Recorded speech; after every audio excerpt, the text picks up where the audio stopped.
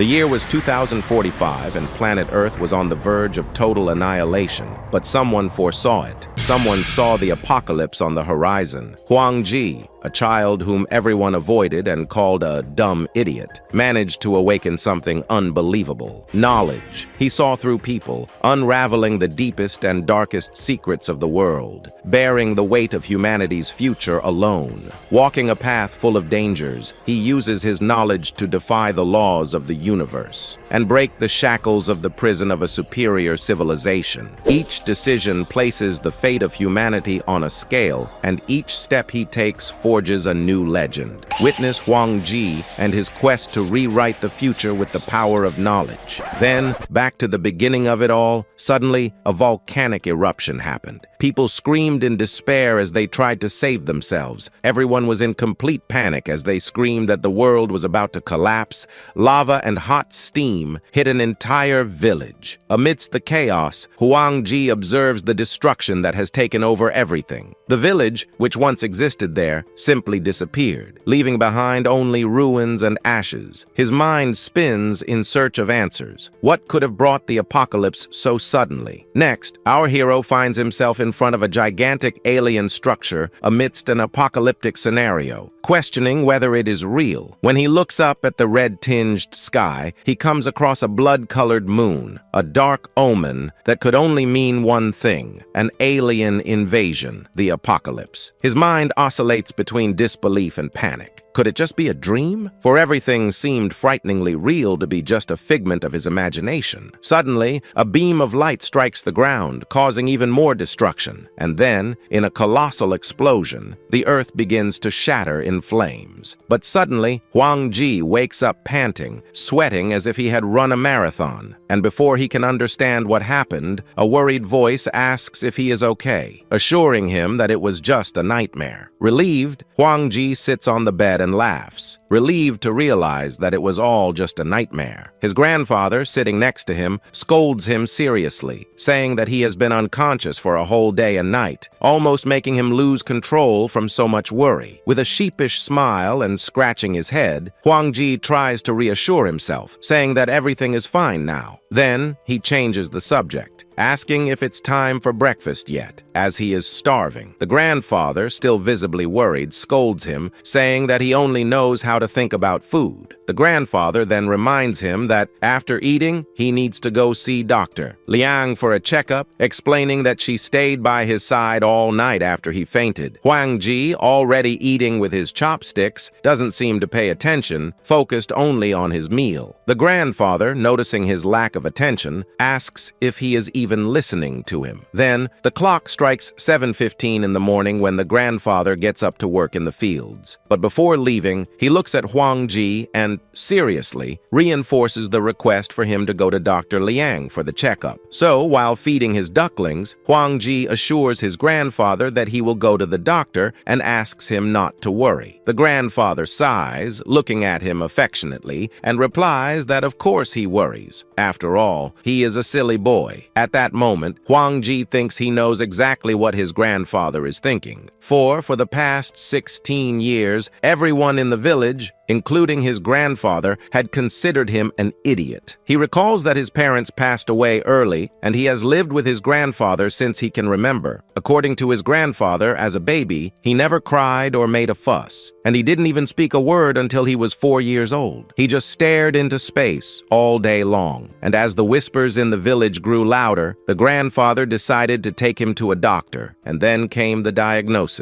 Dr. Liang explains that it seemed to be some kind of intellectual disability. Huang Ji still clearly remembers the expression on his grandfather's face that day, the sadness, the pain, and the despair etched in his eyes. And it was then that he clearly heard his grandfather's voice saying that everything would be all right, even if his IQ was low and he couldn't go to school or find a wife. As long as this old man was alive, no one would dare to hurt him. Huang Ji realized that his grandfather's lips weren't moving, but he could hear his voice in his mind. Over time, the voices he heard became more numerous. Men, women, old, young. As countless voices flooded his mind, he finally understood. He was hearing people's thoughts. Later, he could even see information invisible to the naked eye, not only from humans, but also from plants, animals, buildings, even from the air and sunlight. But all this information overwhelmed him as a child, causing him to faint or start babbling nonsense. As he grew up, he learned to deal with it. He could still hear the voices, but he learned to filter and block unnecessary information. Even so, he still didn't dare to look at the sky, fearing the overwhelming torrent of information coming from the vast cosmos and the countless stars. That was until 2 days ago, when curiosity got the better of him. Gathering all his courage, he looked at the moon once again, only to discover a shocking truth. The moon was not a natural rocky satellite. It had been created by an advanced alien civilization long ago to monitor Earth. Hidden beneath the rocky surface of the moon, there was a hollow structure, a place that housed advanced systems, a place with nuclear fusion cannons and electromagnetic cannons. But the most devastating weapon aimed at Earth was the moon itself. A simple adjustment to its position could trigger changes in the tides, causing catastrophic disasters. Despite all these deadly weapons, the Earth remained unharmed for countless years. What intrigued him the most was that he saw 2 huge figures on the moon. They were aliens, those from legends, and from them he obtained crucial information. Total Earth monitoring time, 12,831 years, 4 months, and 19 days. And in the eyes of the observers, the strengths of humans are a true delight. The shock of this information made him faint for a day and a night. And as he walks thoughtfully, Huang Ji questions whether the scenes from his dream will ever come true. Will Earth really be destroyed by them? Our hero concludes that they have been observing humans for thousands of years, and probably they see humans only as tasty food. Huang Ji suspected that the countless unexplained disappearances around the world could be linked to them, which would also mean that as long as nothing big happens, they will probably continue monitoring. But one day, they will make their move. He wonders when that day will come and how humanity can prepare for a disaster of this magnitude. He regrets that, even with his abilities, he is unable to predict such a thing. Huang Ji then concludes that the fate of humanity is not something that a country boy like him should worry about, but rather focus on living his own life in the best way possible. For now, he will just have a checkup with Dr. Liang. After all, he is not even sick. Arriving at the clinic, Huang Ji comes across a crowd and wonders what is happening. Meanwhile, a man commented that he heard Dr. Liang disappeared. Another man replies that he has no idea what happened to her,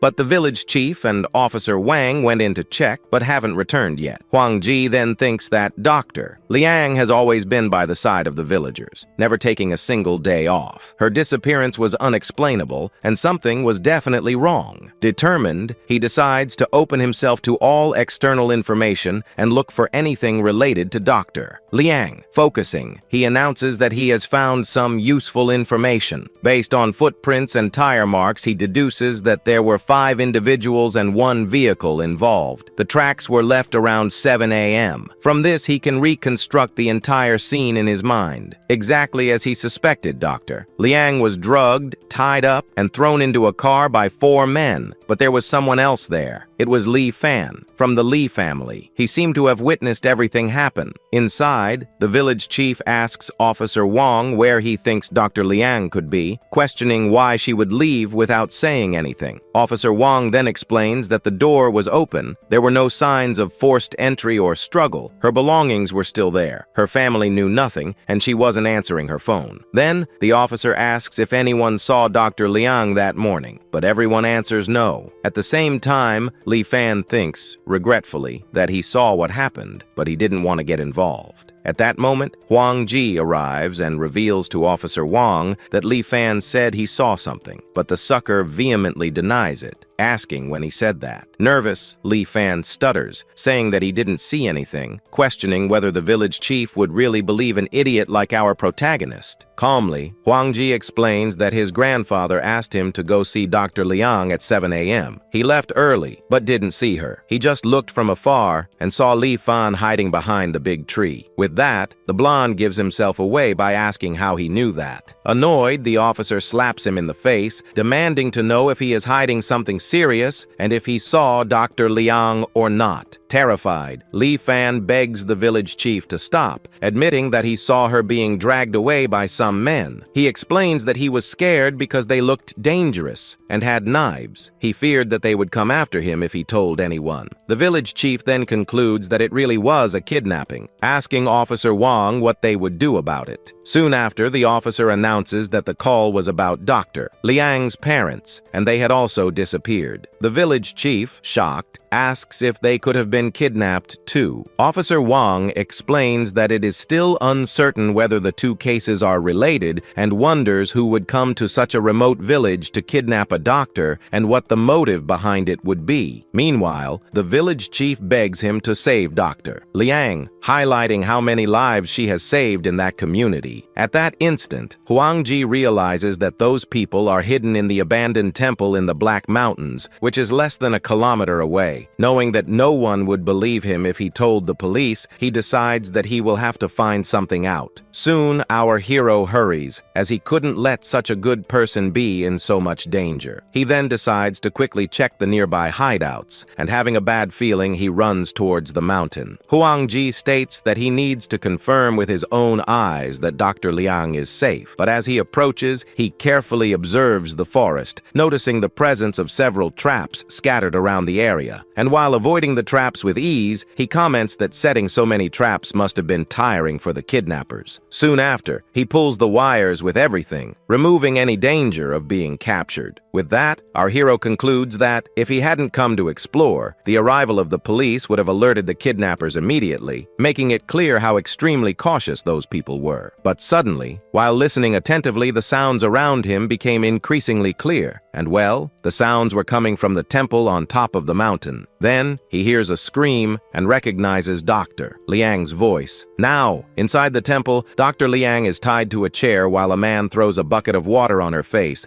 demanding that she tell him where she hid the golden Buddha. Scared, Dr. Liang says that she doesn't know anything, that she was forced, and that they never told her anything about it. But the man retorts, furious, accusing her of lying. He states that those two scoundrels not only stole the golden Buddha, but also took more than 4 million from their funds. Furthermore, he questions how, being their daughter, she could not know anything. Desperate, Dr. Liang insists that she really doesn't know anything. She claims that she was forced and that she didn't receive a single cent after that. And she says that even if they kill her, it won't do any good. Worried, one of the henchmen asks the boss what they will do now. And while our hero watched everything from afar, the crazy man remembered that Liang Yuan was part of the operation as an informant. That's why they believed that finding her would be the key to discovering the location of the golden Buddha. With that, he concludes that she really doesn't know anything. Then the boss orders them to finish her off and that they need to leave. And approaching Dr. Liang with a knife, the henchman tells her not to blame him because since she knew about their existence, he couldn't let her live. And scared, Dr. Liang begs him not to do that.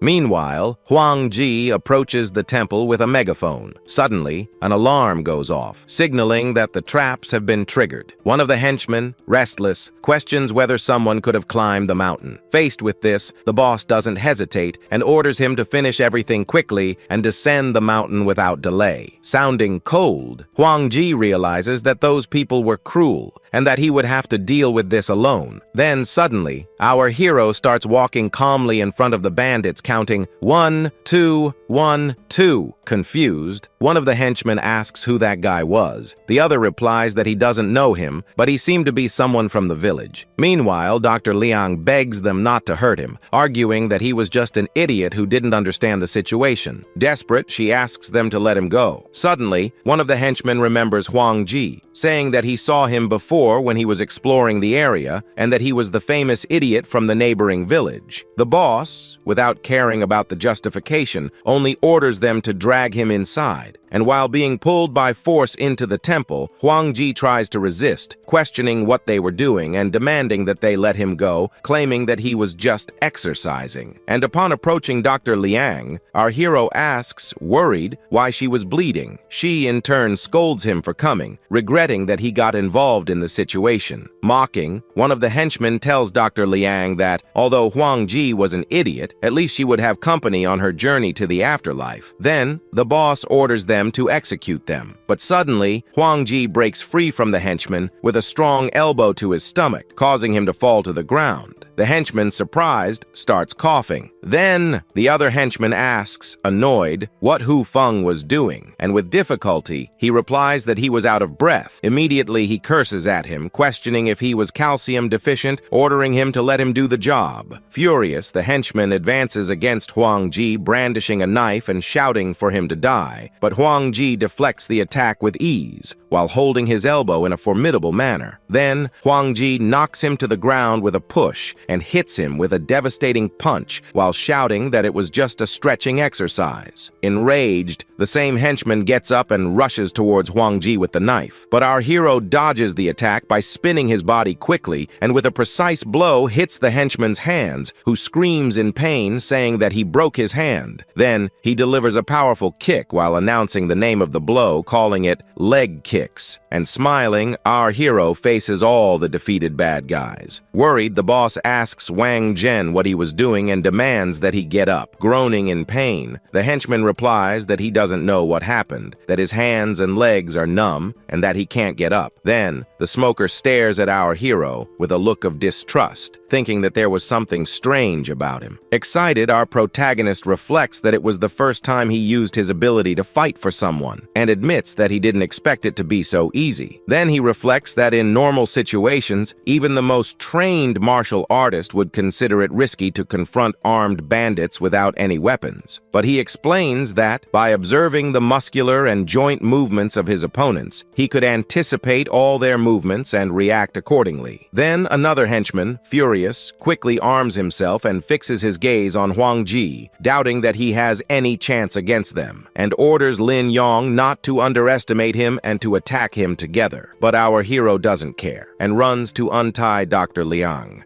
asking if it was those people who kidnapped her. At the same time, she, still confused by what she sees, looks at the two henchmen lying on the ground and asks how he managed to defeat them alone. Huang Ji explains that he just swung his fists randomly without expecting them to fall so easily, and says that since she seemed to be injured, he would carry her down the mountain so she could see a doctor. But worried, Dr. Liang says that there were still two henchmen outside and asks him to call the police. At that instant, the other two henchmen appear, questioning how he dared to ignore them and threatening to kill him. Then, Huang Ji stares at them with a serious look and asks what they are doing. And in a quick movement, he deflects the attacks and hits the two henchmen with a double blow. But suddenly, Dr. Liang throws herself on one of the henchmen, and taking advantage of the opportunity, Dr. Liang shouts for Huang Ji to run away. But our hero doesn't stop and breaks the boss's arm, who complains that our boy was strange, that his punches seemed casual, but each blow caused unbearable pain. But without him being able to say anything else, our protagonist grabs him by the head and smashes him into the ground violently. Then, stating that that boss was too weak, Huang Ji compares himself to a common manual worker and him to a sedentary man with health problems. Suddenly, the police arrive, ordering everyone to drop their weapons and surrender. But confused, the police officers wonder what was happening. Disappointed, the boss laments having worked hard for years,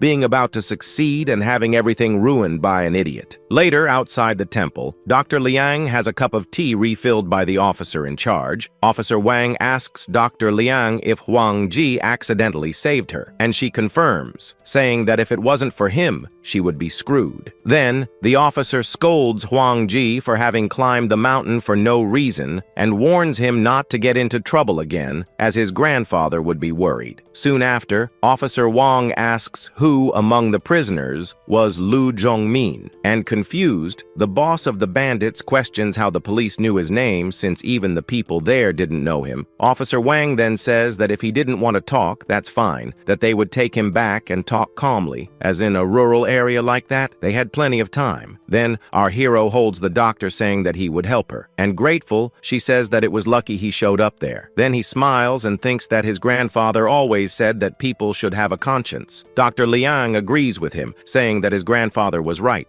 Soon, Dr. Liang calls Officer Wang, saying that she had something to confess, and so the kidnapping case in the village of Huazhuang finally came to an end. Dr. Liang revealed all the details about the museum robbery years ago. The more you cling to something, the deeper you sink. If she had let go of the false family bond with her adoptive parents sooner, her life would have been much brighter. Meanwhile, Lu Zhongmin confessed to writing the threatening letter, claiming that he was forced to do so and that he always felt guilty, which is why he left his real name on the letter. Lu Zhongmin tried to pass himself off as a miserable person when confessing in an attempt to reduce his sentence, but the others claimed that he was the boss. Desperate, he tried to defend himself, saying that they were framing him, begging them to believe him. Finally, although the police found inconsistencies, they were unable to identify other suspects and had no way to proceed with the investigation. Huang Ji, observing Lu Zhongmin arrested, states that as long as the result is good, people naturally ignore small doubts, and admits that although the police didn't suspect him, he still felt that he hadn't handled the situation in the best way. Then, some days later, while his grandfather was working in the fields, one of the workers spots something and asks him to look. Intrigued, the grandfather looks in the indicated direction and is surprised to see Dr. Liang's parents being arrested by the police. Then, at the village reservoir, one of the police officers orders the construction crew to prepare, as it was down there. Officer Wang clarifies that those two couldn't even leave the province before they were caught, and says that they have already spilled the beans on everything. According to him, the pair burned through 4 million, but now there are only a few tens of thousands left to tell the story. Then he reveals that the famous golden Buddha ended up in the reservoir, hidden by them, and explains that this is the reason everyone is there, trying to confirm the location. Then, our hero concludes that they probably plan to dig it up after being released. Soon, the team in charge announces that the golden Buddha had been found, and one of the museum staff confirms that this was indeed the Tang Dynasty golden Buddha that had been stolen years ago. But confused, one of the police officers questions the authenticity of that Buddha, as it seemed to be made of copper. Then, the employee explains that in fact, that statue was much heavier than common copper statues, and reveals that, after measurements, they discovered that its weight was very close to that of gold with the same volume. Therefore, they suspected that the interior of the statue was made of copper, with only a gold coating on the surface. With that, the police officer agrees, but at the same instant, Huang Ji disagrees, stating that it wasn't gold, and using his ability, he discovers that the density of the Buddha clearly exceeded that of gold, and concludes that it was mainly composed of iron, silicon, tungsten, and some unknown element, an element that wasn't found on Earth. Soon, he discovers that that element could have been brought by an alien civilization, for the shape of the statue seemed to be of some complex machine. Furthermore, he discovers that the Buddha was brought by the lunar observers and given to an Indian monk named Jyotishido, who seemed to be quite famous. But unfortunately, the statue was already being taken away. Huang Ji laments that, in addition, no other information could be obtained. He then thinks that if he could open the Buddha and investigate it further, he could find out more. While watching the truck disappear into the distance, Huang Ji delves into thoughts about aliens and the things they created on Earth, wondering what their intention would be, if humans would be nothing more than food for those creatures, and why they would leave clues about their own history scattered around. Soon after, he feels a weight in his chest when he remembers the lost golden Buddha, as this erases the hope of discovering more about these beings. But determined, he decides that if he wants to continue investigating information about aliens, he can't stay in the village forever, and concludes that he will need to go to a big city to obtain more relevant information. Later, during the night, Huang Ji is in a cemetery digging a grave, and upon finding a box, he exclaims, surprised, that no one would imagine that 3 million would be hidden there. Then, he observes observes the place and comments that the money was buried in a cemetery not far from where the Golden Buddha was found, and questions whether that wouldn't be the opposite of logic. But he concludes that any kind of logic or reverse logic was useless before him, including passwords. Then, Huangji opens the box with ease and decides to take the money without hesitation, justifying that investigating information related to aliens would certainly cost a lot of money, and admits that, although 3 million seemed like a lot, in reality, it was just the initial capital. But worried, he thinks that if he could get out of the village, that would be fine, but otherwise, it would be difficult to even spend the money. And it's clear that his grandfather's illness can't wait any longer, as he risks dying in 5 months if nothing is done, even if the old man turns a blind eye to this alien story. Something needs to change. Next, Huang Ji starts pondering how he will convince his grandfather, who has always seen him as a fool, to let him go his own way, because as things stand, the old man wouldn't let him go under any circumstances. So, our hero finds himself lost, wondering what he can do to resolve this impasse. Suddenly, an idea comes to his mind. Use education as an excuse. He remembers that he couldn't finish high school due to his intellectual problems. Since then, he hasn't had any concerns about the future other than his grandfather, who has always worried about him. Therefore, he concludes that if he asked to go to the city to study, his grandfather would trust him. As long as he found a trustworthy person to go with him, then Huang Ji decides that the next day he would take a walk around the village to see who could accompany him. But suddenly, when trying to carry the box, he stumbles and falls to the ground, complaining about the weight, which was much greater than he imagined, something around almost 50 kilos, and he realizes that even the wheels of the suitcase broke. Exhausted, he complains that dragging that thing all the way home could cost half his life, and decides that it would be better to hide the money somewhere first. And while he was struggling to carry the suitcase, his grandfather came to his mind, asking if he was having another one of those episodes of his. Already the next morning, visibly tired, Huang Ji tries to reassure his grandfather, guaranteeing that everything is all right with him, he just couldn't get a good night's sleep, and he sets out determined to find someone in the village willing to take him to the city. Then he begins to analyze the workers in front of him. Soon after, his eye catches Officer Wang, who was saving a child, and disappointed, Huang Ji finds that no one would want to go to the city with him. Intrigued, our hero wonders why even brother Wang Meng, who had already lived in the city, didn't want to go back, questioning whether the big city was really that scary. Soon after, using his ability, he discovers that the village chief was leaving and concludes that this would be his chance. But he realizes that there was something wrong with that information. Then, some days later, Zheng Xuan and Su Lingli arrive at the village and announce that they were back, greeting the village chief. The village chief welcomes them with joy, saying that they finally returned and invites them to come in and sit down, asking Xiao Zheng not to be shy. Meanwhile, Huang Ji observes everything from afar, remembering that Su Lingli used to study in Shanghai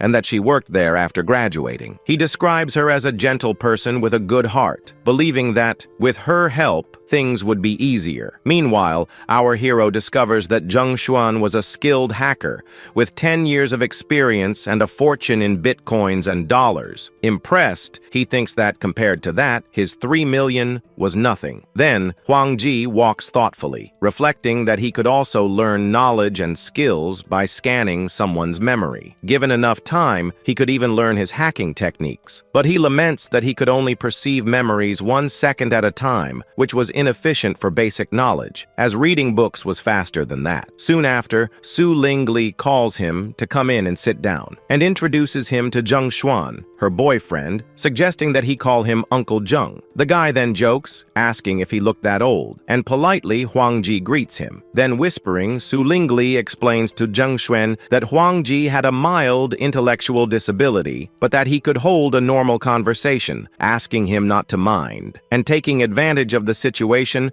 our protagonist told her everything about his current situation, including the fact that he had dropped out of elementary school. And at her invitation, he ended up taking his grandfather to dinner with them. Then, during dinner, the village chief commented with Xiao Zheng that his TV seemed to be having problems and asked if he would know how to fix it. and the gentleman promptly says that there was no problem and that he could leave it with him. A short time later, Zheng Xuan examines the TV and comments that televisions like that were practically antiques in the big city, and hopes that it wasn't a hardware problem as there would be no spare parts. Huang Ji observes in admiration, praising Zheng Xuan for being amazing and knowing how to fix TVs, but he says that it was nothing, that the TV was at the end of its useful life and that was just a temporary repair, suggesting that the village chief buy a new one. Suddenly, Zheng Xuan wonders where his decoder was, and at the same moment, Huang Ji comes up with the piece in his hands, asking if that was what he was looking for. Then, our hero continues to help the good guy with the concert. Intrigued, Zheng Xuan wonders how he knew exactly which part he needed. Finally, he finishes the repair and asks Huang Ji if he had ever fixed a TV before, but he denies it, and explains that he only watched him disassemble the TV, and that reassembling it was like putting things back in their proper places. Thoughtfully, Zheng Xuan agrees that it made sense, but that most people wouldn't be able to do that, even taking photos to avoid mistakes, and wonders how that boy had managed to remember everything just by watching once. Soon after, he dumps the parts of a notebook on the table, asking him to reassemble everything for him. Huang Ji accepts the challenge. At the same instant, Zheng Xuan observes in admiration his skill, commenting that his movements were smooth, precise, as if he had done that countless times. And proudly, our hero asks if what he did is right. Surprised, Zheng Xuan exclaims that that boy wasn't disabled, but a genius with savant syndrome. Then, Su Lingli wants to know if they have already organized everything, and her boyfriend, with a gleam of surprise in his eyes, confirms that yes, but does not fail to praise Huang Ji, highlighting that our hero is out of this world, since with a single look, he manages to put together all the pieces of a completely disassembled laptop correctly. Soon after, they begin to question why he never opened up to his grandfather about this gift, commenting that it is a tremendous waste for someone like Huang Ji to be stuck in a village. And Su Lingli's boyfriend, even though he is from outside, dares to say that our hero deserves a future much greater than that there. Then Su Lingli asks if he would accept an opportunity to study in Shanghai, and he replies yes, but comments that he would still need to ask his grandfather for permission. And hearing this, she encourages him to go talk to him, because with a talent like his, he shouldn't waste time loafing around there. Confident, Huang Ji in his mind comments that he knew Su Lingli would help him. But when talking to his grandfather, Huang Ji receives a cold shower, with the old man making it clear that there is no chance that he would accept that. At the same time, our hero admits that it wouldn't be that easy. Soon after, the village chief enters the conversation and tries to make Huang Ji's grandfather change his mind,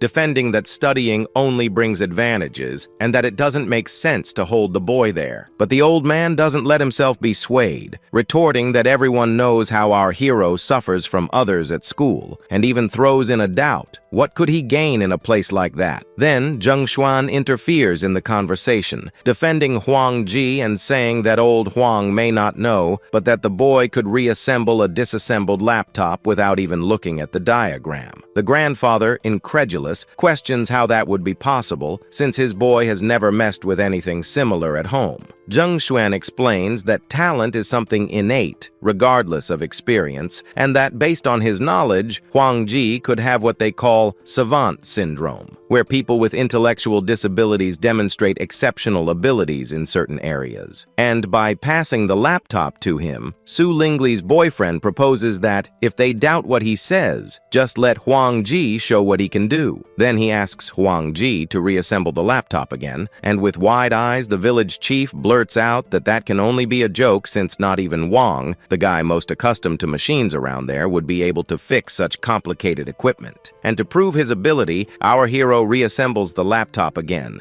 but now, in front of them, impressed, Zheng Xuan comments to the old man that that was unbelievable and asks what he thought of it all. Embarrassed, Huang Ji's grandfather admits that he didn't understand any of those things, but observing attentively, he comments that while reassembling the machine, he was totally focused, with his eyes shining with energy, something that he had never seen before since. Normally, he always seemed distracted, staring into space, and complete saying that it was the first time he had seen him so excited and focused on something. Excited, the grandfather exclaims that it was unbelievable that his shu'er had so much talent, affirming that the heavens had finally opened their eyes to him. But soon after, he remembers that the boy had dropped out of high school and questions whether he would be able to keep up with his studies in a school. Then Zheng Xuan says that he knows a technical college with a 3+2 program where, after completing high school, the student would study for 5 years the high school and vocational curriculum, receiving a technical diploma without needing the high school diploma or the entrance exam scores. Then, the old man asks if he would really be able to graduate, and, still a little suspicious, the grandfather finds himself thinking that, with Lingli and Zheng taking care of him, it wouldn't be simple to arrange a place on a mechanics course for his grandson. Soon after, he adds that, if our hero learns something worthwhile, he may end up getting a decent job when he finishes, but soon admits that he appreciates their effort, but the city is too huge. And as Huang Ji has never set foot outside the village, the old man wonders if he will be able to manage there, or if he won't end up becoming the target of mockery again. Worried, Su Lingli comments that the old man remained unyielding and asks what they should do. Zheng Xuan replies that Huang Ji wasn't obliged to study, but that it would be a pity for him to waste his talent. Then, Huang Ji approaches his grandfather and says that he would listen to him, that if he didn't let him go, he would stay, promising to stay by his side forever, taking care of him and never abandoning him. Moved, the old man starts to think about his words, and starts to think about how he took care of him for so many years, but realizes that everything he has achieved so far seems to be worth nothing, that holding Huang Ji there would be like trapping our hero in a bland and aimless life. Then he lets out a sigh, admitting that he only understands farming, and that he would be lost if something happened to him one day, wondering what would become of his grandson without him around. Regretfully, the grandfather asks himself if he really thought about his future. Then, changing his mind, he says that he can't stay with him forever, and encourages him to go, learn something valuable, and build a future for himself, saying that this was his chance to change his destiny and that he shouldn't waste his talent. Next, the grandfather hugs him and asks him to study hard and make something of himself. And moved, Huang Ji promises to give his best, thinking that he always knew that his grandfather felt guilty for him and that, for that very reason, he said those things before, aiming precisely at his emotional weakness, and says goodbye, saying that he is sorry, but that he had no choice but to leave. And in a tight hug, Huang Ji promises that he will study and find the cure for his illness, affirming that soon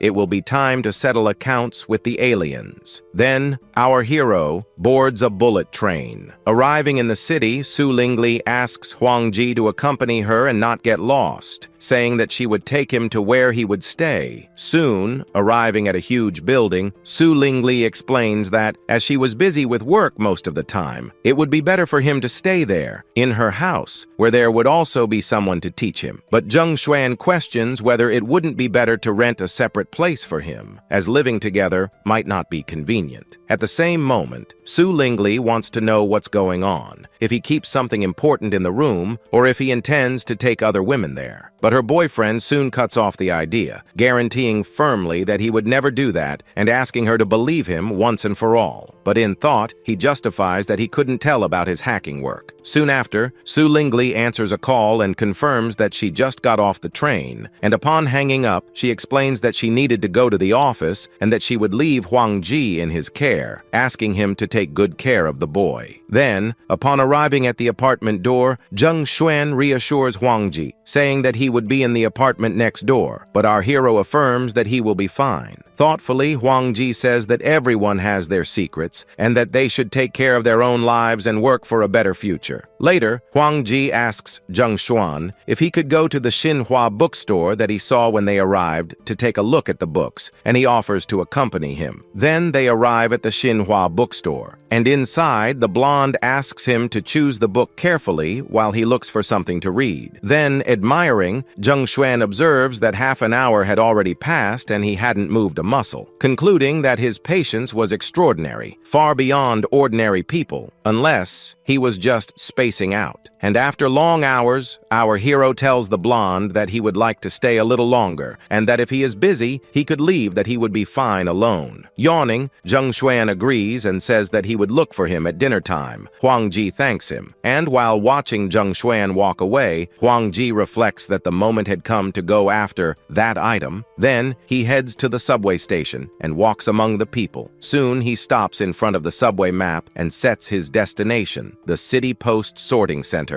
Arriving at the City Post Sorting Center, Huang Ji introduces himself and explains that he came to pick up a package sent from Huazhuang 2 days ago, wanting to know if the attendant has seen it around. The man asks for a moment to take a look and soon returns, confirming that the package arrived about 2 hours ago, warning next that it weighs quite a bit. Then, our hero asks if he can get a cart to take the package to the entrance and call a taxi from there. A short time later, Huang Ji leaves carrying the suitcase on a cart while calling for a taxi, and inside the taxi, he asks the driver to go to the Dongjiao Platinum condominium. Still inside the taxi, Huang Ji says that before leaving the village, he dispatched a suitcase full of money to himself because carrying 3 million in bills, almost 40 kilos, would be total madness. After that, our hero vibrates with the arrival of the money, excited to check out the new apartment that he can now call his own. Arriving at the condominium, Huang Ji asks if there is anyone there, saying that he came to see the apartment. A girl then appears and asks if he is a visitor, and he explains that he called earlier to inquire about renting a large apartment for a long period. The girl then remembers his call, mentioning that he wanted a 4-bedroom, 2-living-room apartment, and he confirms, wanting to know if there was any problem with that. Then she offers to show him the place, but in thought, the realtor observes Huang Ji's simple clothes and concludes that he must be a hillbilly, thinking about how she would take advantage of the situation. Soon, Huang Ji accompanies the realtor, who asks what he thinks of that spacious and well-ventilated apartment, one of the most sought after in the area. She explains that, as it was the off-season, she could rent it for 5,000 yuans, but that was a promotional price and that it could increase at any moment. But using his ability, Huang Ji discovers that the apartment had been vacant for 7 months, with a humid, cold environment prone to mosquitoes, and that a former tenant had jumped into the fire previously. And indignant, he accuses her of trying to scam him blatantly. Then Huang Ji questions her about how she dares to talk about a haunted place as if it were a palace, asking if she really thought that he wouldn't know that that apartment had been vacant for months. Surprised, the realtor asks how he knew that, and calmly Huang Ji points out that there was clearly a much better apartment available upstairs and questions why she didn't show him that one, asking if she wasn't looking down on him. Nervous, the realtor stutters, explaining that that apartment was her bread and butter, never publicly advertised, and wonders how he knew of its existence. Then Huang Ji takes a stack of money and makes it clear that he has had enough of so much small talk, pointing out that there are 100,000 yuans there, asking her to take him quickly to the best room she has. Surprised by the amount, the realtor agrees to take him immediately, and while accompanying him, she thinks that he could be the young master of some important family, questioning herself why else he would have so much money and information. Soon she asks what he thinks of that apartment, with fiber optic internet as he wanted, and Huang Ji replies that that one would do. Then, with a suggestive tone, she hints that if he is in the mood to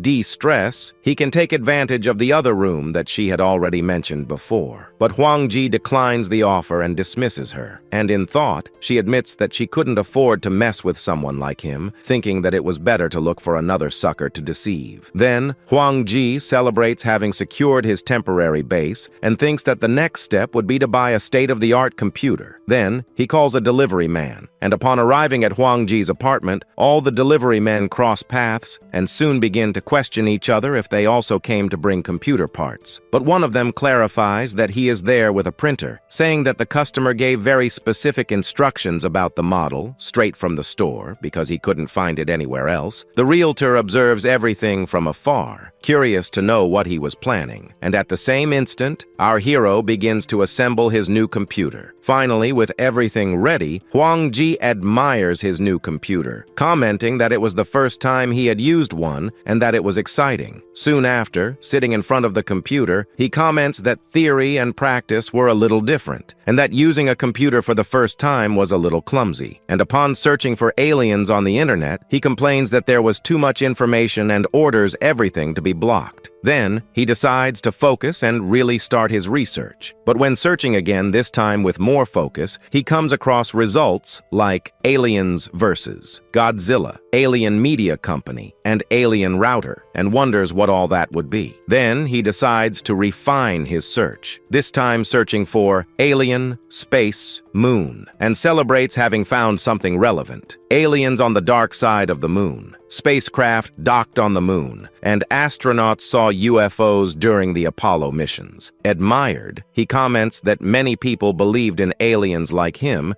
and that they managed to deduce things from small clues without his abilities. Soon after, he comes across an article titled Alien Base on the Moon and questions how people could know things that even he hadn't seen, and finds a user named Kami Nitaroy with tons of content related to aliens, including the phrase, "Aliens have always been among us." Curious, Huang Ji decides to find out more about that user, and when using his ability, he discovers that he was a 5-star diamond, was online in an internet cafe in Jinmen, and had a balance of 15 yuan. Soon, our hero laments that that was all he could obtain through the internet, as he would need to see things up close to get more information. And upon realizing that he wasn't using his real name, he concludes that he was underage or was hiding something. Then Huang Ji decides to reply to his post in the hope of getting a response, thinking about sending a private message as well. But 20 minutes later, he complains that he hasn't gotten any response, concluding that the guy shouldn't even be reading his messages and that he needed to leave soon for dinner. Then Huang Ji chooses to include the user in the friend list. But when trying to bring Kami Nitro Gold closer, our hero comes across a security question. What is this person's favorite game? Soon, he comes to the conclusion that it can only be World of Warcraft, but his friend request is denied, and frustrated, he questions the reason. But determined, Huang Ji says that that wouldn't stop him, and that he would hack his account to approve the request. And using a remote login, he manages to access Kami Nitro Gold's account. Then, posing as him, Huang Ji sends a message saying that he is interested in aliens, but that he has some questions about his theories, and if he minds discussing, and celebrates having finally received a response. But soon, he starts receiving a flood of negative messages like, "Go to hell, you garbage hacker." Logically, what is this? Can dogs use the internet now? Calling this garbage is being very kind, and aliens,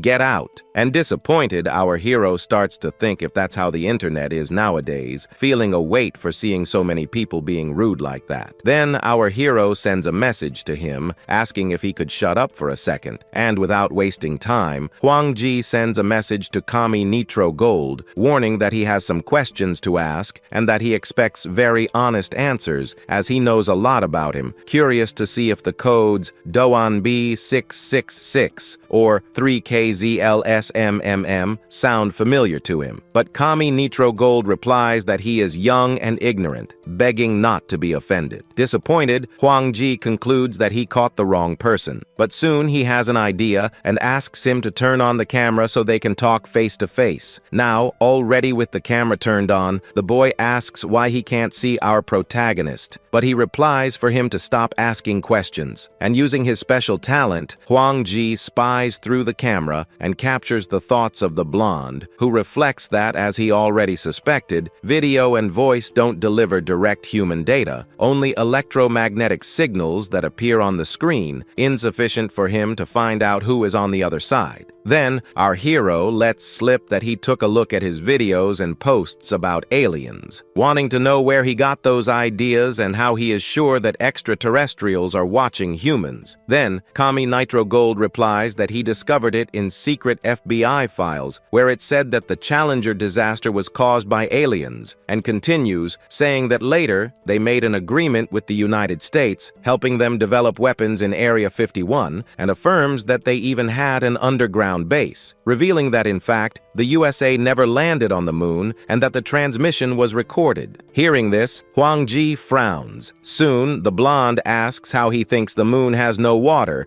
and even so, the footprints are very clear, with even defined shadows. Then, irritated, our hero turns off the computer and laments having wasted time with that guy who only talks nonsense, already knowing that the moon landing was real, thinking that it was a tremendous waste of time, but that at least he didn't leave empty-handed. Soon after, Zheng Xuan calls him for dinner. Then, Huang Ji appears carrying a stack of books, and Zheng Xuan is amazed by the amount, asking if he would be able to read all that. And confident, he guarantees that yes, and in thought, decides to leave the subject of aliens aside to focus on his studies, as he needs to make up for the loss in basic knowledge. Soon after, sitting at the table, he browsed the books attentively, and affirms that he has already finished reading everything, and that the knowledge was now recorded in his mind without needing to read a second time. Then, he thinks that before he didn't care much about his ability, and that now he realizes that he wasted his potential, and concludes that his memory works like a photographic camera, recording everything it sees in a stable way, and that even if he suddenly loses his memory, he would be able to recover it having this ability. Furthermore, he realizes that when recording information, he manages to capture practical methods to apply that knowledge simultaneously, something that ordinary people would take a long time to digest, concluding that that was like cheating. However, he recognizes that storing information is one thing, but applying it requires understanding and practice, exemplifying that, although he can discern the gravitational force acting on an object, he wouldn't be able to calculate it without the relevant theoretical knowledge. But now, with a single look, he can discern the gravitational force acting on an object and how it would change if the object was moved, something that before would go unnoticed. Then he takes the book Fundamentals of Physics and affirms that through study, he not only acquires more information, but also strengthens his understanding and explores even further the possibilities of his abilities, concluding that learning was essential. The next day, Zheng Xuan yawns, complaining that he stayed up all night again, and knocks on Huang Ji's door, asking if he is awake and if he has already had breakfast. Our hero replies that yes, he has already eaten and that the door is unlocked, inviting him to come in. Surprised, Zheng Xuan comments that he wakes up very early and asks how he manages to be so studious. And Huang Ji explains that he didn't study much before, so now he needs to make an effort. Then, placing his hand on his shoulder, Zheng Xuan encourages him to continue dedicating himself to his studies to be successful in life and honor his grandfather, warning that he has something to do in the morning, but that after lunch, he would take him to see the school. A short time later, Huang Ji comments that he finished reading the mechanical engineering book during the night, but that he couldn't let Zheng Xuan know that, and complains that the medicine books were very expensive, having spent more than 100,000 yuans in total, but justifies that he needed to cure his grandfather's illness and strengthen his body to deal with unexpected situations, concluding that learning medicine was absolutely necessary. Then, he takes the book Basic Theory of Chinese Medicine and reflects that, although Western medicine already had a comprehensive research system on the human body, Chinese medicine revealed infinite mysteries. Soon, he comments that the 409 acupuncture points currently recognized represent only half of the real points, as many remain unknown. In addition to the 12 main meridians, 15 secondary meridians, 15 connecting vessels, 12 distinct vessels, and the 8 extraordinary vessels, he can feel 9 hidden meridians, with more than 20 additional acupuncture points with variable positions. And, among all, what Huang Ji recognizes most easily is the hidden meridian, which he baptizes as the divine meridian, full of dozens of unknown points connected to the organs inside, including more than 12 acupuncture points that change place all the time. Unlike the 12 main meridians, this one doesn't mess with qi or with the blood running in the veins, which explains why no one has ever recorded it around there. This meridian mainly facilitates the transmission of neuroelectrochemical signals in the 5 internal organs, functioning as a platform to control the functions of the organs. Huang Ji then thinks about what differentiates an elite athlete from an ordinary person, and wonders if it would be the muscles. But soon he discards that idea, and concludes that the answer lies in their powerful internal organs. For uncoordinated muscle strengthening can overload the body, but a robust system of internal organs working in harmony can strengthen and quickly activate all the functions of the body, such as blood flow, detoxification, immunity, and fluid regulation, and concludes that true strength comes from within. Huang Ji comments that, to precisely control and coordinate acupuncture, this is the only method currently available, and admits that this method is not very convenient, as some points are located in peculiar places, difficult to reach, such as between vital organs and bones, inaccessible with acupuncture. Then, taking off his shirt, he explains that in the divine meridian, there were only 2 points that he could reach, one that controlled the circulatory system, and another that controlled bone growth, both very practical, and decides to test. Next, he cites the Yunmen, Zhongfu, and Tianqi points, and says that he would use these acupuncture points as a base. Soon, he takes a deep breath, and preparing for the main event, he holds a needle. Huang Ji then starts applying the needles, and panting, he comments that he felt a suffocating sensation, even having avoided all the blood vessels, concluding that it was still inevitable, but affirms that now he could identify the location of the hidden acupuncture point of the growth hormone, which was constantly changing place, and that he would only have one chance. Then, aiming at a specific point, he applies the needle with precision, and feeling his body burning intensely, he comments that it was very hot and that all his body fat was burning, feeling his lungs expanding and his body growing rapidly. Determined, Huang Ji says that he needs to maintain the posture for as long as possible. Concentrating, he closes his eyes, and his mind focuses on his goals. But suddenly, he starts to fall asleep, but he comments that that was expected, and that's why he had programmed an alarm. And after a while, the alarm clock rings. Huang Ji wakes up and comments that his heart and lungs grew significantly, extending his growth phase. But soon he realizes that he lost 5 years of his life and questions what it could be, if it would be toxins, concluding that his liver and kidneys didn't grow. But soon he concludes that his knowledge was still insufficient, thinking that there must be a way to strengthen his body without affecting his structure. Suddenly, Zheng Xuan knocks on the door, calling him for lunch, and he replies that the moment was perfect and that he was already going. After lunch, Zheng Xuan takes him to see the school and says that it was there that he would study in the future, explaining that as classes hadn't started yet, he took him there so that he could familiarize himself with the environment. Next, Zheng Xuan points to a place and says that that was the snack street, and starts to tell about what he used to do there in the past. And while savoring an ice cream, Huang Ji reflects that the school doesn't have famous professors or academic achievements that impress in the end, just a corner for those who want to get a diploma without effort and squander their lives on campus, reaching the conclusion that it is sad to waste time in a place like that. Suddenly, Zheng Xuan answers a call from Xiao Li, who invites him to go shopping with her. But he explains that he is showing Huang Ji the school. But our hero says that he can go with Sister Ling, since he can manage on his own, having memorized the way. And Zheng Xuan asks if he is sure, telling him to call if he needs anything. And smiling, our protagonist confirms, and after they distance themselves, Huang Ji affirms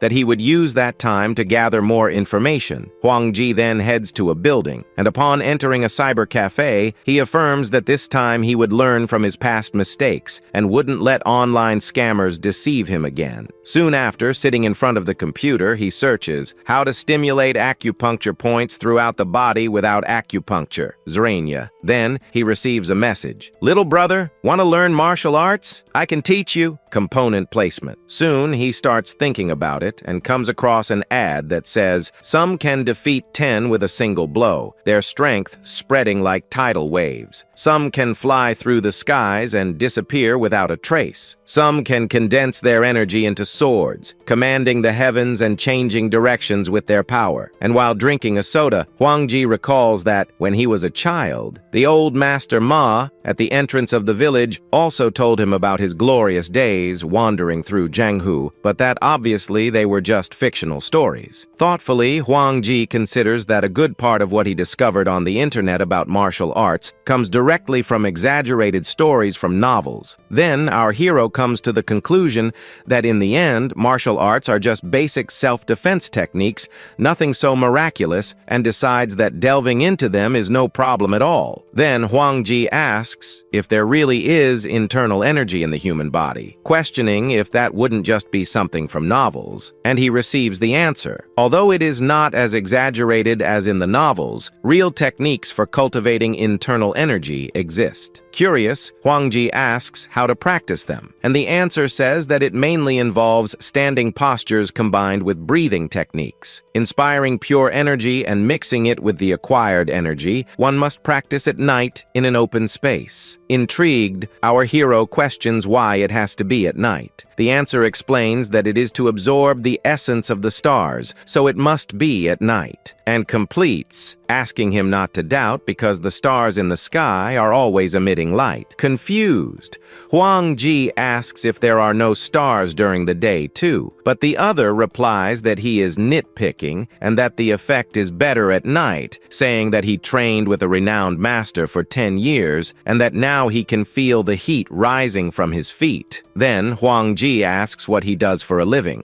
and he replies that he is a businessman and that he practices martial arts to take care of his health. But Huang Ji questions him, remembering that last year he said that he was a government employee, and he replies that he resigned and that he is now in business. Huang Ji then continues questioning him, saying that he is only 20 years old. But suddenly, after so much pressure, the scammer ends up deleting the account, leaving our hero somewhat disappointed. Huang Ji then thinks that asking for help with this kind of thing really doesn't work. However, Huang Ji reflects that that guy, even without following a correct script, is crazy about martial arts and collects hundreds of videos and drawings on the subject. Surprised, our hero realizes that some explanations about the weak points shown in the illustrations hit the mark, and he finds himself intrigued, trying to discover how that guy manages to capture the real movements without even seeming so obvious. But soon, our protagonist considers that those ideas about Qigong seem like a lot of nonsense without head or tail, and he wonders how this kind of thing manages to deceive so many people. Disappointed, Huang Ji laments that his investigation had ended there. Then his cell phone rings. It's Zheng Xuan, and upon answering, the blonde asks if he is at home, warning that they are already coming back. Huang Ji replies that he is still wandering around, but that he will be back soon. Zheng Xuan then says for him to enjoy that time, because once he gets married, but before he could finish the sentence, Su Lingli slaps him, asking what he just said. Hearing the confusion, Huang Ji sighs. Then, a short time later, the two arrive home. As soon as she opens the door, Su Lingli asks Huang Ji if he has been feeling comfortable in the last few days, and if the dishes she made are to his liking. Our hero replies that everything has been great, thanking her and Zheng Xuan for taking care of him. Su Lingli then admires Huang Ji's pile of books, commenting that he is so studious that she heard from Zheng Xuan that he has been reading non-stop in the last few days. And he explains that, as he didn't study much before, he wants to take this opportunity to learn as much as he can. Soon, she smiles, satisfied with his dedication, saying that seeing him so applied reassures her, and that, at least, bringing him to their house was worth it for his grandfather. However, Su Lingli reminds Huang Ji that he needs to balance study with rest, suggesting that they go out to dinner that night with Zheng Xuan paying the bill. Upon hearing this, our poor Zheng Xuan takes the opportunity to warn our hero that it is better never to get involved with women. Then, the three go out to dinner and toast cheerfully with drinks, and thus, the three have a lot of fun with a banquet. And after all this, Zheng Xuan carries Su Lingli to the room, telling Huang Ji that he and his sister have some things to take care of, and that he can study or rest alone. Our hero then then says goodbye, saying that he will see them the next day. And while walking to his room, Huangji affirms that things to take care of sound strange. And back in his room, Huangji picks up his cell phone and thinks that without a computer, cell phones are a great alternative, as they are so convenient nowadays that they make it much easier to search for information about martial arts. While searching, he reflects that martial arts are even cool, but Qigong seems like something very mystical. Suddenly, he hears loud moans and knocks coming from the room next door. Annoyed by the noise, our hero complains about the terrible acoustics of the room,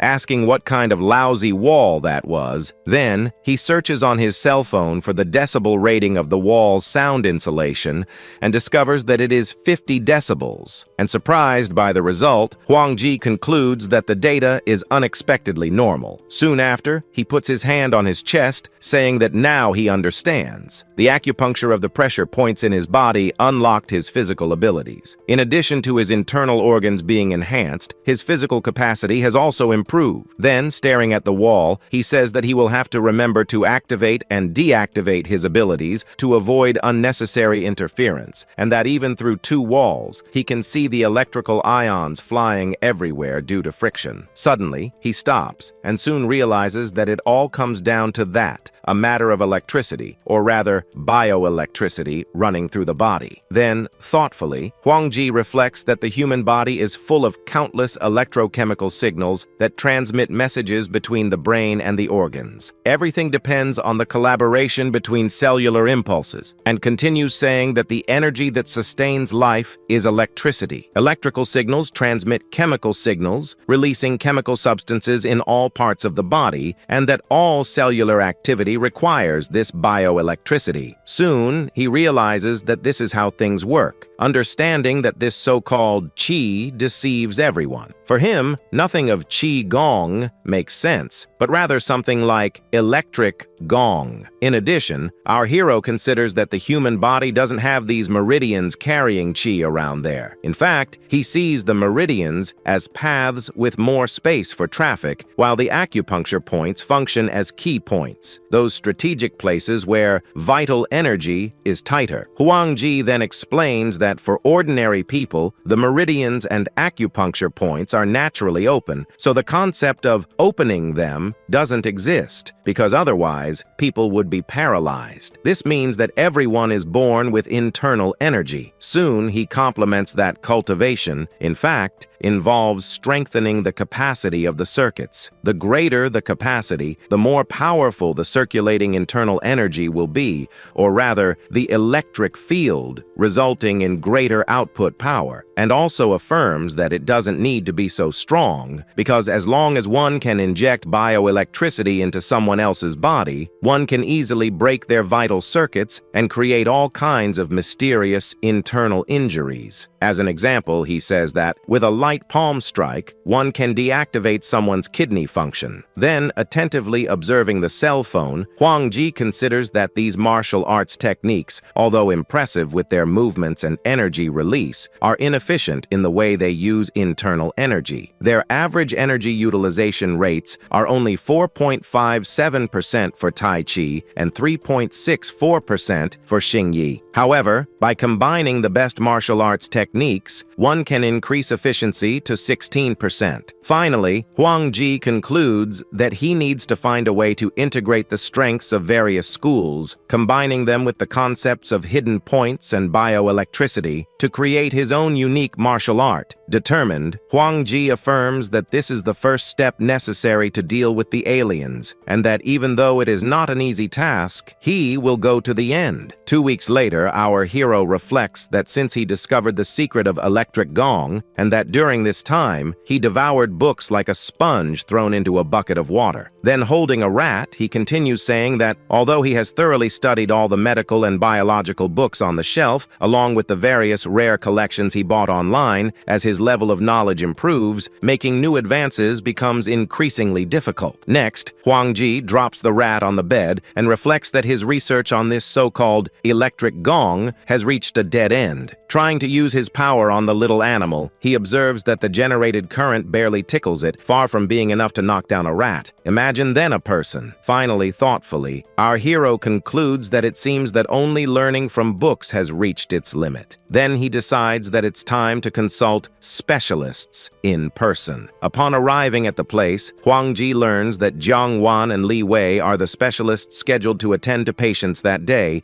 with one in room 204 and the other in 305. Thinking about this, our hero decides to find a way to go through each of them. According to the information he obtained, Jiang Wan is a 35-year-old woman, specialist in pathology, ranked 247,608 in the global medical ranking. Meanwhile, Li Wei is a 37-year-old man, specialist in respiratory diseases, ranked above 170,000 globally. Looking from a global perspective, this is not a low ranking, but Huang Ji reflects that, for someone like him, an amateur who learned everything alone in only 2 weeks, reaching about 500,000 in the global ranking, is impressive. In his head, if medical students around the world found out about this, they would surely spit blood, completely stunned. Then, he decides to go with the specialist of 170,000 in the ranking, thinking that as long as it's better than him, everything is fine. An hour later, Huang Ji is called. It's his turn to be consulted. However, when looking at his cell phone, Huang Ji is amazed to see that Li Wei's global medical ranking had fallen to 170,912. Surprised, Huang Ji soon questions what would be happening, asking why his ranking dropped so much in just 1 hour. Then, he realizes that the ranking is updated in real time, changing every minute, and that it doesn't mean that Li Wei's ability has decreased, but rather that more than 800 doctors around the world have surpassed him in just 1 hour. Soon, Li Wei asks Huang Ji to take a deep breath so that he can check the functions of his heart and lungs. And in the blink of an eye, our hero activates his ability, deciding with himself that it's time to start absorbing all the knowledge passed on. While absorbing Li Wei's knowledge, Huang Ji thinks that all those clinical test reports are not something that can be learned in books, and that even university professors and top-tier specialists wouldn't be able to transmit knowledge so clearly. With that, he concludes that face-to-face learning is the best method. Huang Ji says that he can even extract knowledge that Li Wei himself doesn't remember, compress it, and process it, and completes that would be impossible before. But now that he is no longer a complete idiot, things have changed. With the help of acupuncture to strengthen the nerves and blood flow, the supply of blood and oxygen to his brain has improved greatly. Satisfied, Huang Ji finds that the information processing capacity of his brain is now 1.25 times greater than that of a normal person. Meanwhile, Li Wei observes impressed that that boy has a strong heart as hell, lungs that can handle well, and a smooth breath. Wondering if he might be some athlete and considering that he doesn't notice anything out of the ordinary. Curious, the doctor decides to ask if the boy feels any kind of discomfort. Huang Ji then replies that he feels his breathing always heavy, almost as if he were suffocating, and that he can feel his heart beating strongly whenever he thinks about it, feeling his chest tight, and completes that it's almost as if he were about to have a sudden death. Li Wei then exclaims that this happens because the functions of his heart and lungs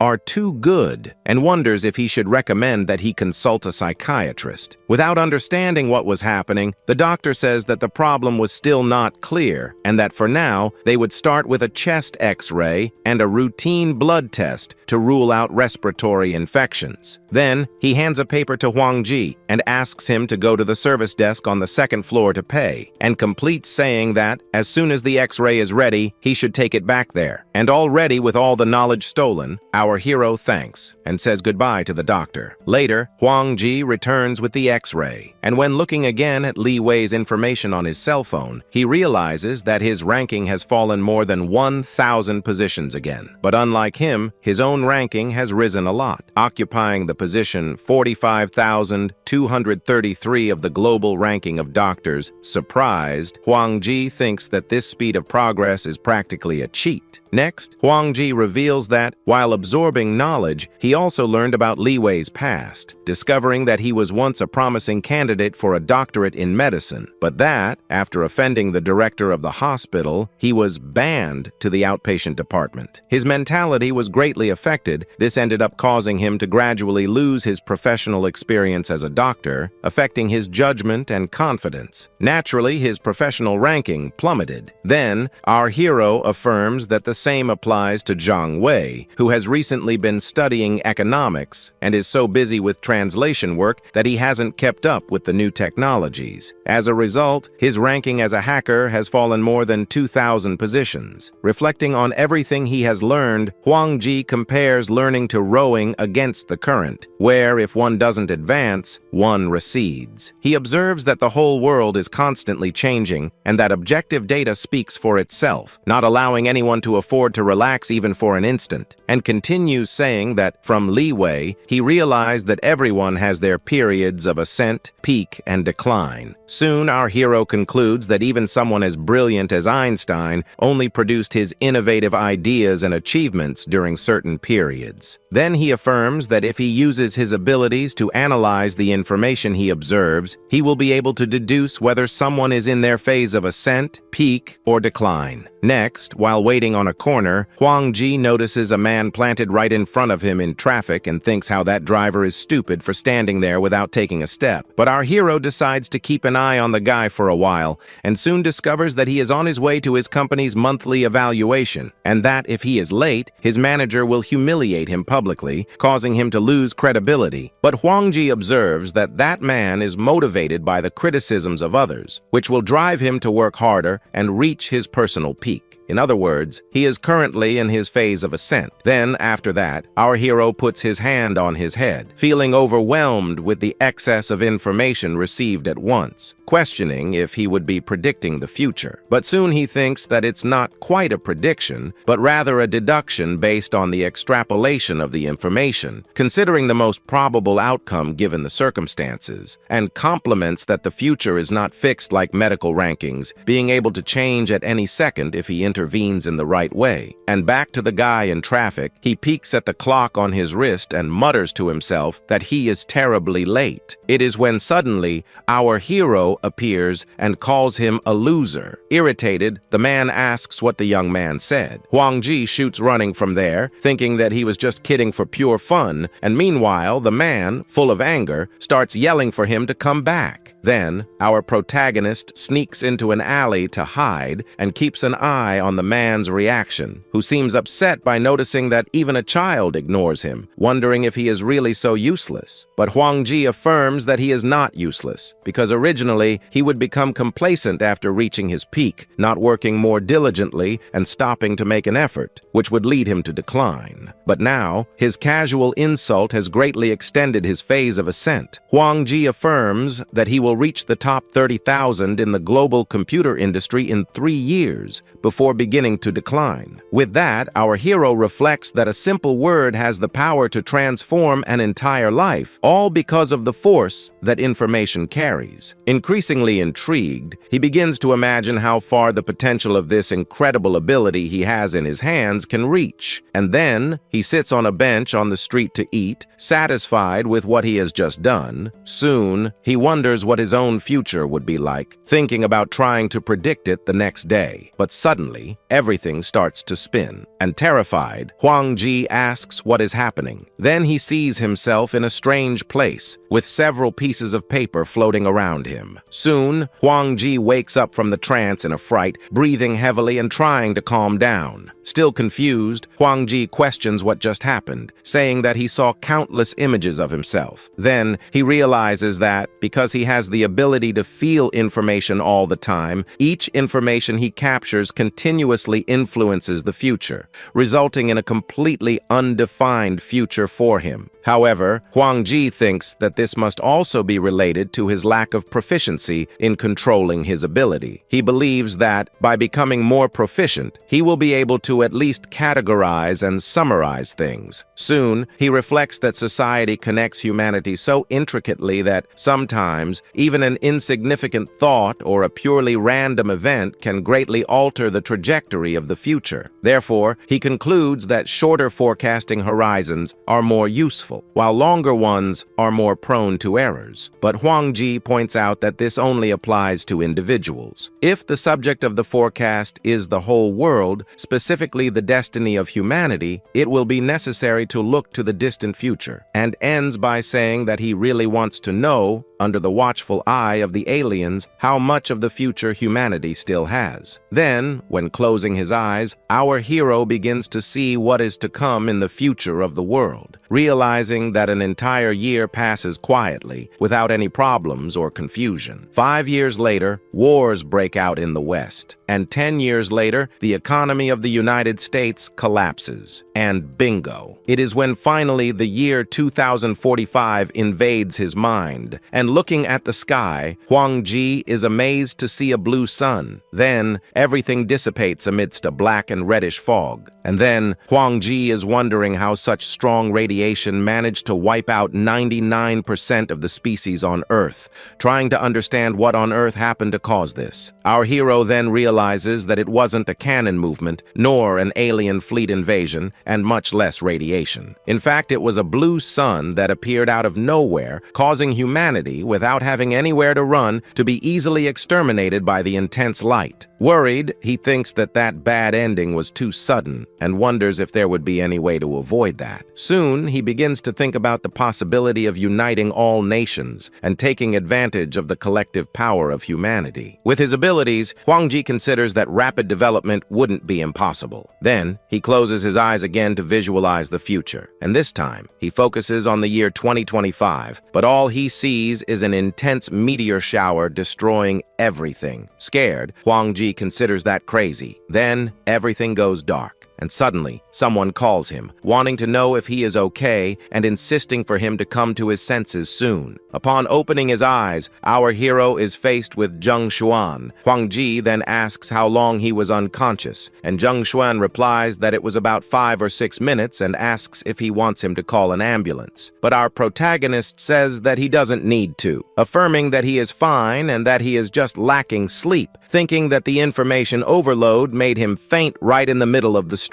Worried, he concludes that he needs to be more cautious in the future to prevent this from happening again. Zheng Xuan then comments that he looks like an elementary school student preparing for exams, saying that, although it is good to focus on the grades, he shouldn't forget to take care of his health. But in return, Huang Ji advises him to take care of himself too, mentioning that he should probably go for a checkup. But upon hearing this, the blonde questions the need for a checkup, as he is perfectly healthy. And meanwhile, in his mind, our hero affirms that he hates to give bad news, but that he can tell with a single look if someone is sick or not. And then, he reveals that Zheng Xuan has already developed a tumor in his stomach, but that, for now, it is controllable. However, in a few months, it will become official, and then it will be too late. The young man warns that if he treats within 2 months, he will be fine. Otherwise, he will lose the best treatment window. Confused, Zheng Xuan asks why Huang Ji is looking at him like that. Meanwhile, our hero thinks that if he doesn't intervene, Zheng Xuan is doomed, and soon wonders how to make him believe in him. But suddenly, Huang Ji widens his eyes thinking about that possible future. Then, he disguises and says that he was just kidding, asking for Zheng Xuan not to take it seriously. And before leaving, Huang Ji warns that he doesn't want to waste his time anymore and says goodbye, reminding him not to forget his cell phone. And while saying goodbye, the blonde finds the comment about the cell phone strange, wondering why that. Our hero then says that he will soon find out. Later, Huang Ji is back in his apartment and reflects that there are only 35 years left before the end of the world. Thoughtfully, he considers that if he intervenes publicly, this deadline can be drastically reduced, and soon concludes that this must be the reason for the disparity he noticed. Then he thinks that if the blue sun was some mysterious natural phenomenon, the second catastrophe can only have been alien interference, and continues saying that upon feeling the changes on Earth, the aliens aliens acted to exterminate humanity directly before it could develop further. Soon, he reflects that, after all, in the eyes of aliens, humans are nothing more than something delicious to line their stomachs. If they really wanted to, they could simply annihilate humanity without hesitating. Then, irritated, Huang Ji complains that things have reached a critical level, because for the aliens, exterminating humanity is as easy as killing a fly. They can simply wait for humans to destroy themselves or eliminate them instantly. Our hero confesses that he used to have illusory thoughts, imagining that perhaps the aliens only observed and did nothing. Thus, he could hide his abilities, share information with world leaders, and find solutions together. But, by bad luck, these thoughts end up going down the drain. And now Huang Ji is wondering what on earth he is going to do.